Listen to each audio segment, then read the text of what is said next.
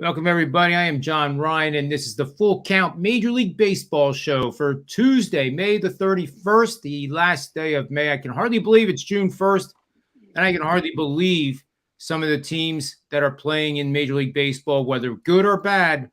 It's providing excitement and drama, to say the least. We're going to break down 3 games today on the Tuesday card. And that's hard for me to say, guys, because Memorial Day always screws me up. It feels like Monday, doesn't it? Absolutely. I mean, it does. I didn't drink much. I overate, but I have no excuses for not knowing that it's Tuesday. But anyway, why don't we get rolling here with the show, and then we'll talk about how things are at Sports Memo in a little bit. Our first game is the Angels versus Yankees, and they are playing tonight.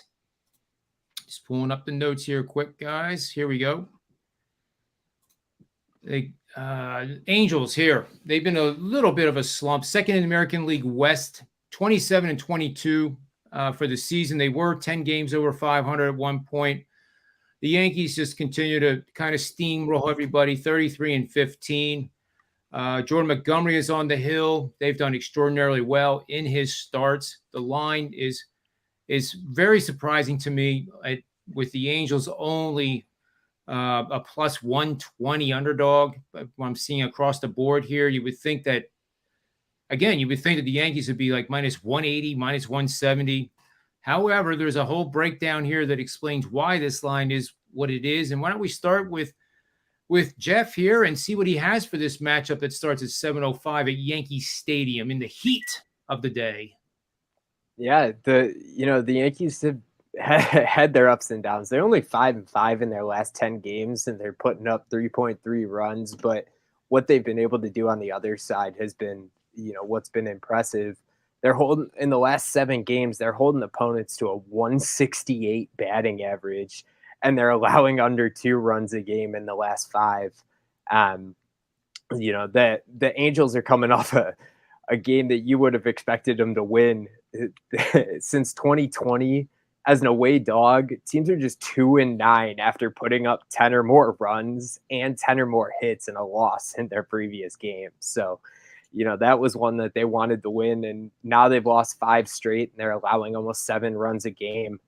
So, it's the Yankees, if they can do it defensively again, they've had a little bit of a lack of run support behind Montgomery, but in his last 2 starts, they put up 6 runs and 7 runs.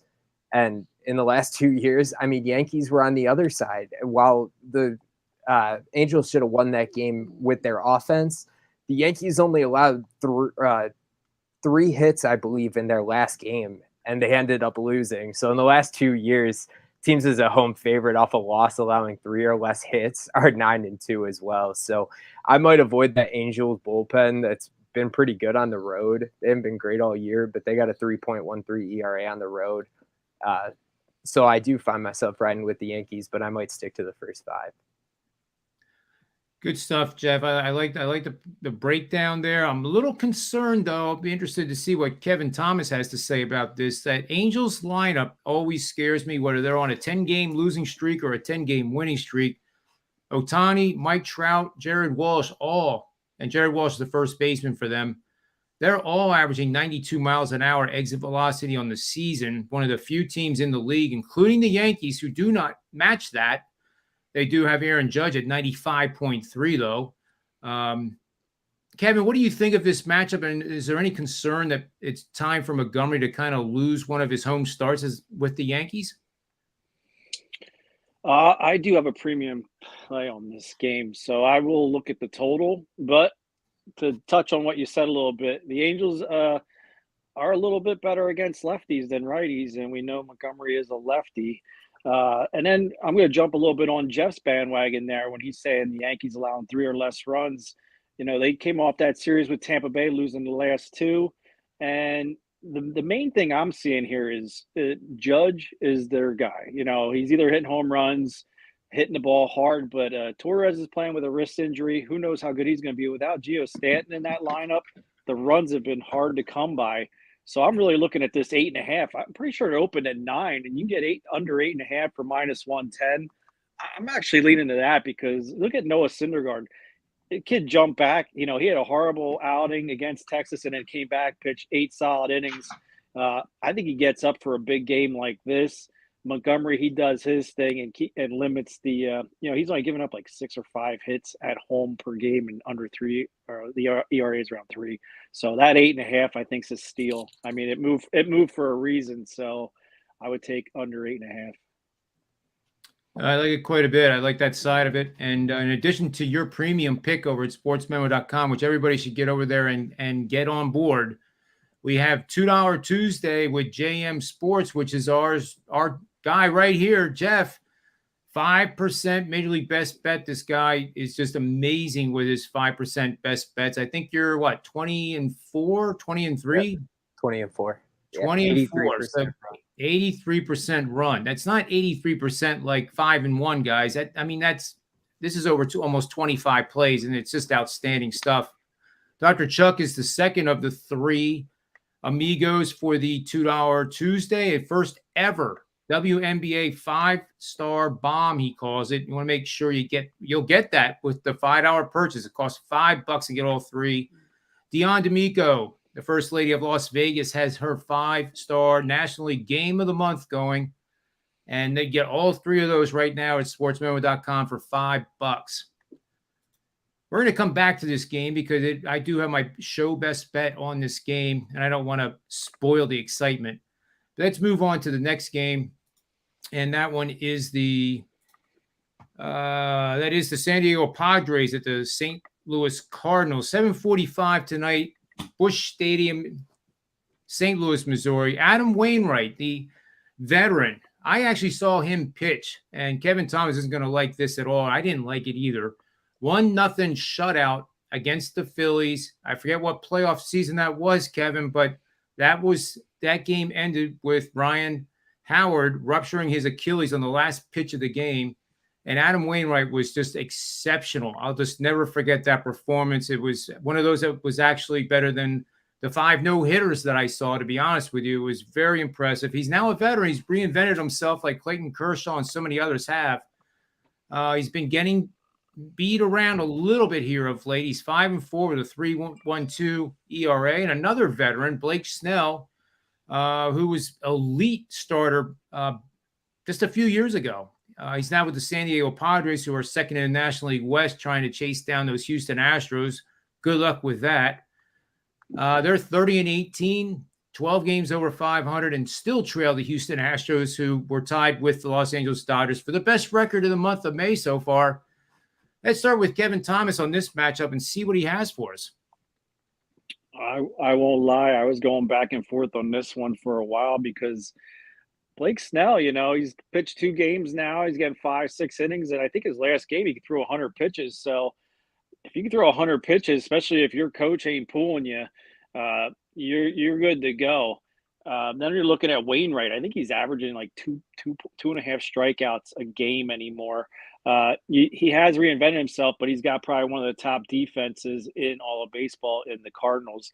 But what I'm looking at is that line. I mean, it opened and it dropped, and it looks like the public are all over the Cardinals.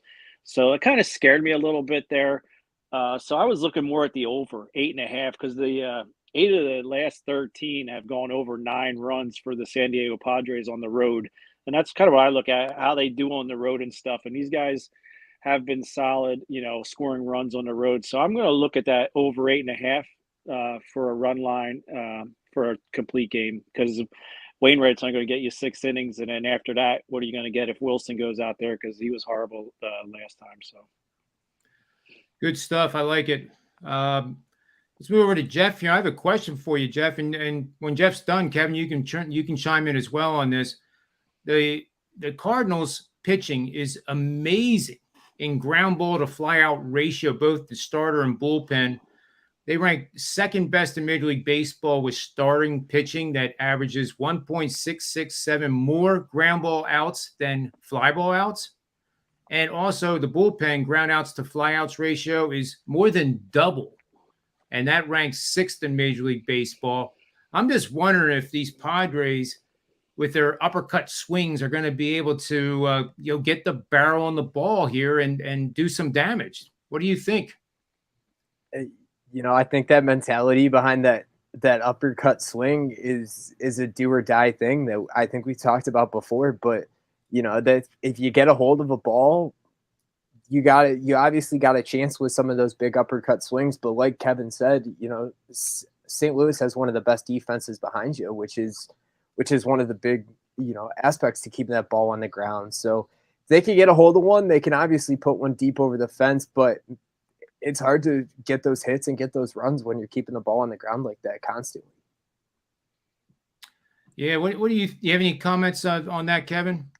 Yeah, like I said, one of the better defenses. So you're a Phillies fan. If they stop half the ones they give errors on, the bullpen looks and the starters look great. But so I think that might be a little bit of a oversell there on Wainwright, because I think like Machado, he's going to hammer this guy. I mean, Machado, he's one of those guys, if you're not going to throw him some high heat, you throw anything outside or anything, he's going to smash the hell out of Wainwright. So the Padres are going to score here. And, I think Smith is back for this one. So they're going to hit this. They're going to hit Wainwright. I say he's going to last 6. I think he gave up 10 hits his last game. So they're hitting him hard. And I think the Padres come. I think that, like I said, I like that over. Good stuff. Let's move on to the third and final game on the Tuesday card that we're going to break down. It's the second place National League East Division team called the Atlanta Braves. They're also the reigning world champions. They are out west after playing a home game yesterday to take on those surprisingly strong, at least in my opinion, the Arizona Diamondbacks. I mean, they're in 4th place in that National League West, but they have a 24-26 record, which is much better than I thought they were going to do. They're 30-20 on the run line, which is outstanding. That's one of the top 3 in all of baseball. And their totals are 21-27, 2 pushes over under, meaning that there's more unders than overs, which is surprising me as well. On the flip side here, you have Charlie Morton, 3-3 with a shocking 5.28 ERA on the season. What's wrong with him? I have no idea on that. 3 games under 500, which is certainly better than where the Phillies are right now in that National League East Division. Let's see what Kevin Thomas has to say about those dreaded Braves in the National League East and the Arizona Diamondbacks. Yeah, I was looking at this game also. Charlie Morton on the road, he's thrown 22, maybe 22 and a half innings. He's given up about 29 hits and 16 earned runs. That's not ace material, especially the Charlie Morton we known and come to hate over the years. So Arizona, they got a good shot at this game here. I mean, I don't even know what the line is anymore.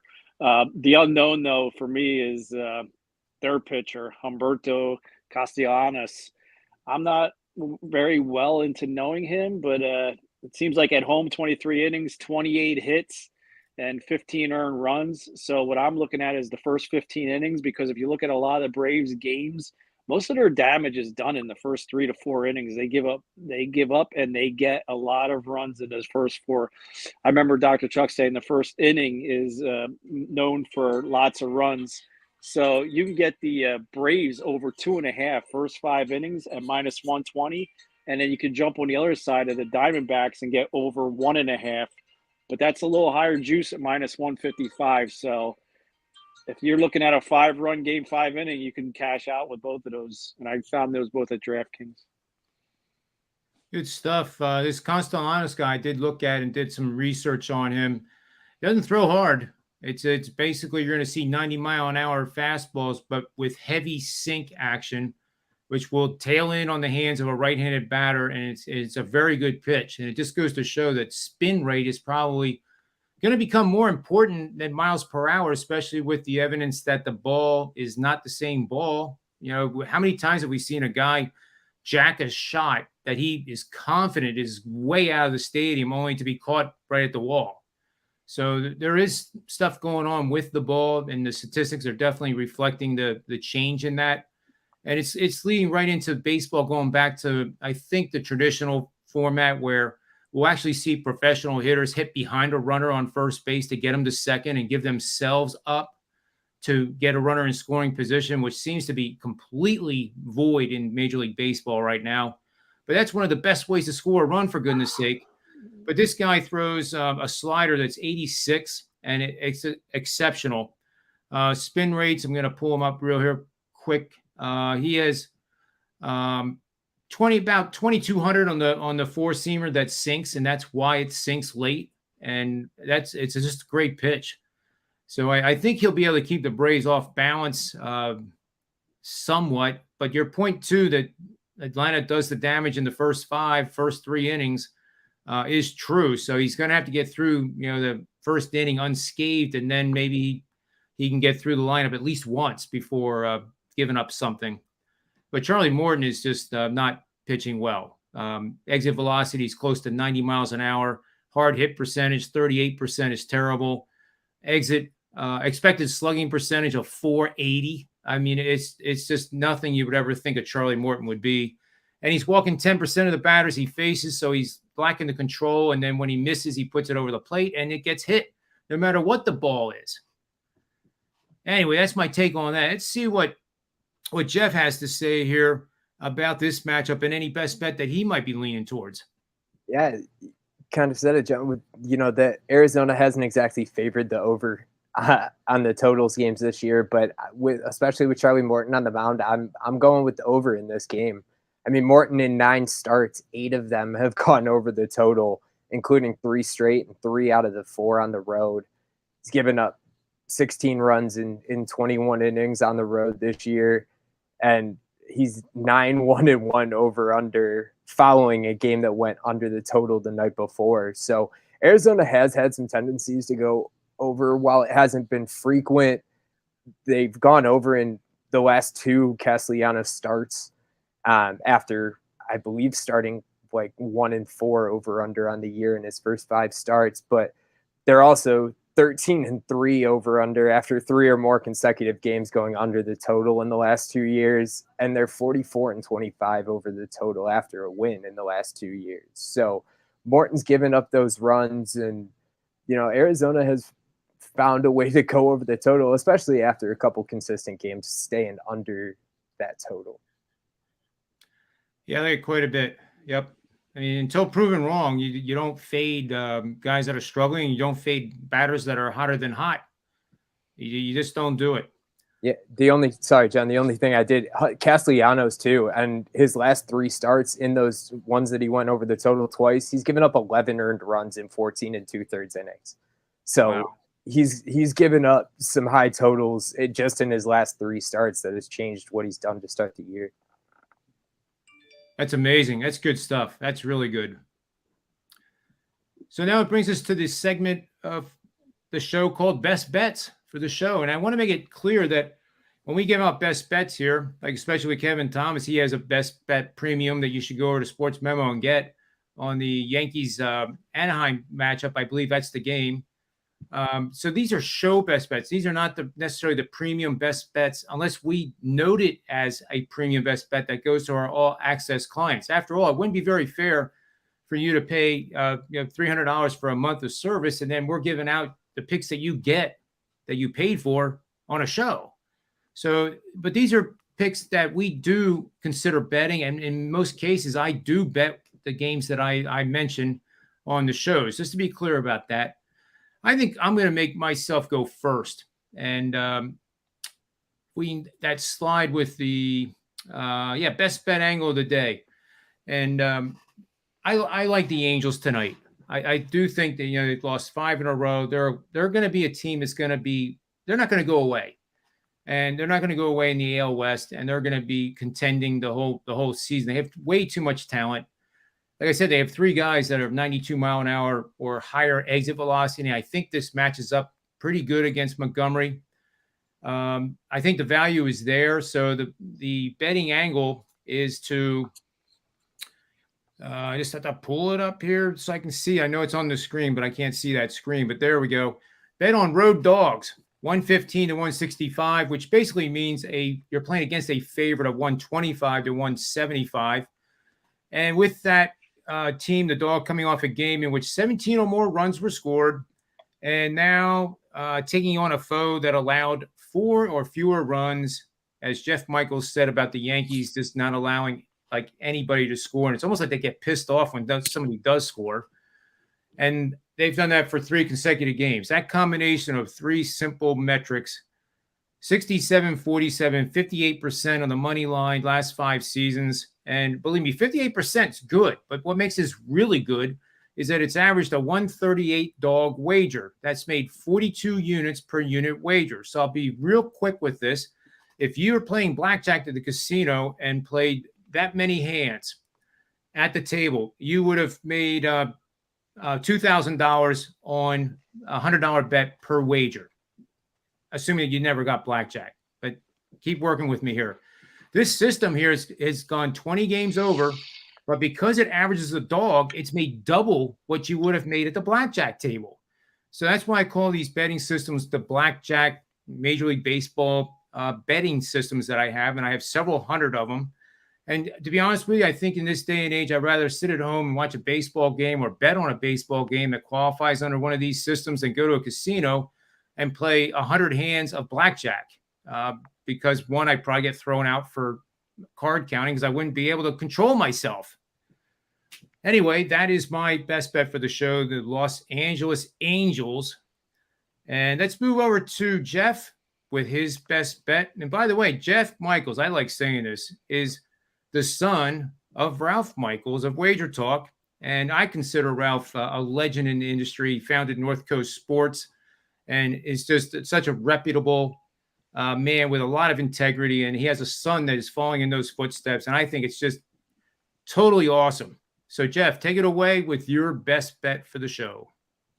Yeah, it was fun. I was on Wager Talk today, and my dad and I did a show together for the first time. So he let it off, and it's cool being involved with him. But yeah, today my best bet's going to be Seattle on the money line over Baltimore. They're only a 120 favorite, and I thought that this was interesting. That any team that's bad offensively putting up less than or equal to 4.2 runs per game against a decent American League pitcher with a 4.2 to a 4.7 ERA, when they're starting a pitcher who didn't walk a batter last outing, betting against that team, as in Baltimore, is 30-8 in the last 5 years. So while the sample size isn't quite as big, it's a 79% success rate. And Seattle's 16-6 this season after allowing 2 or less runs in in the last 3 seasons after allowing 2 or less runs in consecutive games. And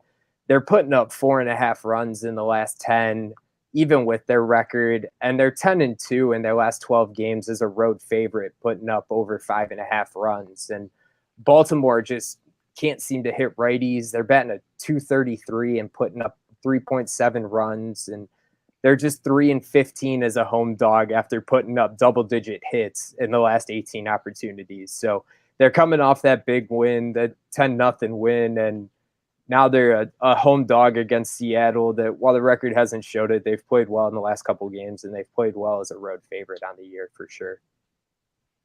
Yeah, I like it. That betting system is powerful. 79%, I think you said, and a lot of it has to do with that starter allowing no walks in the previous start. I mean, it's all about progression, regression, and I like that system quite a bit that you presented, and I definitely will consider going to the window and taking Seattle there. I think that's a great pick, Jeff.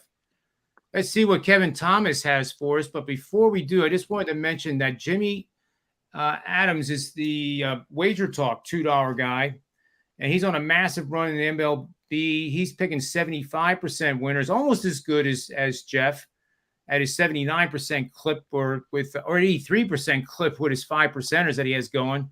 So you can get 2 purchases today, get 4 plays for $7, and for the best you can imagine, all in one bundle for $7. And that's a little bit less than an IPA. So if you're that desperate to have an IPA and you usually have 3 in a night after work, have 2 and invest in this, and then you'll be able to have like 10 on the weekend.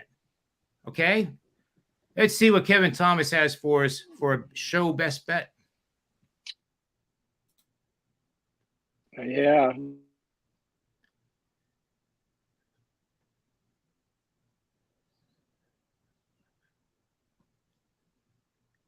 Did Kevin freeze?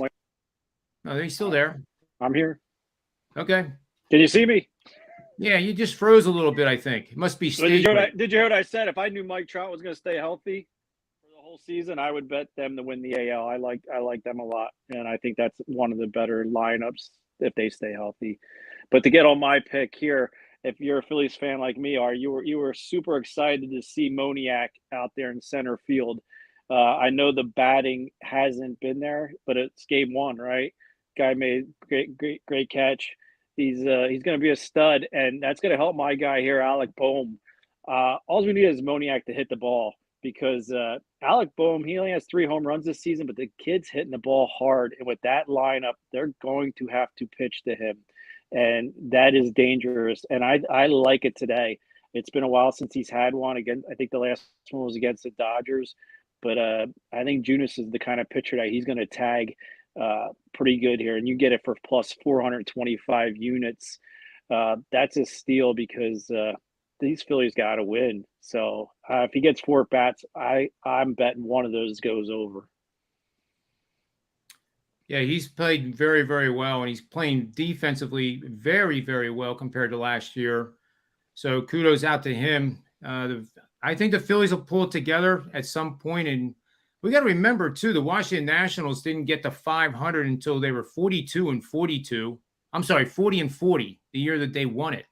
The Braves did the same thing just last year. So it's not over. I don't want to say it. It's not over till it's over, period. You know, these teams are not out of it because they're 10 games behind the Mets. A lot can happen. Let's see. For my prop bet, I'm going to say Mike Trout plus 280 to hit a home run tonight. So to your point, Kevin, I like the Angels quite a bit tonight and in a rout, and that'll hopefully include a little home run from Mike Trout. So I think we've covered all the best bets, I believe, right? Oh, I forgot. You can get my Bookie Blaster 3-pack going on tonight over at SportsMemo, and I love this card. And when I put up a Bookie Blaster, that means you're getting plus money on all 3 investments. All 3 of them are dogs. All 3 of them you're gonna get plus money, and I actually love it. If you know me, that's what I look for. I try to find plus money value because I like to get money back. I don't like to give 100 and get 90 back or 1,000 get 900. I want to get a little bit back. So I really love this card tonight, and I've been on a little bit of a tear of myself. So you might want to check that out over at SportsMemo and all these great cappers, and definitely the $2, $5 deal with Jeff. I mean, the kid's red hot right now. Good stuff, Kevin. I might add that don't like Mike go over there. I would emphasize just get over there and get on board. I have a 5%er going in Major League Baseball tonight as well. It's an underdog. I don't put out underdog like game of the month or whatever. 5% max means that. And, just the facts and as little hype as possible is what we do on these shows. And the results speak for themselves. I'm 5-0 in Major League Baseball, and then NBA continues to be ridiculous despite the fact that I lost a 10% play, my first one of the year, on the Heat in Game 7. But I was pretty excited there at the end, guys. When Butler had that wide open shot, I thought I won. But you don't win them all. Anyway, I want to thank you guys for your time. It's been a great show. And make sure you get the $2 guys at least. That's 3 plays of their top best play of the day. Dr. Chuck has a 5%er, his first ever in the WNBA. You can trust his work. He does well. He's number 1 in Major League Baseball last year. He made close to 200 units in it, which is ridiculously good. And take advantage of it. Tuesday is the day to really test drive any number of handicappers at SportsMemo for a very small cost.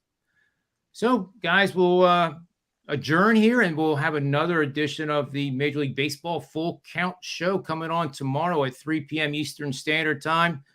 And I'm pleased to say that's going to be hosted by the illustrious Joe D'Amico. So you want to make sure that you don't miss that show, because that is always entertaining. And until then, remember 2 things. Bet with your head, never over it, and may all the wins be yours.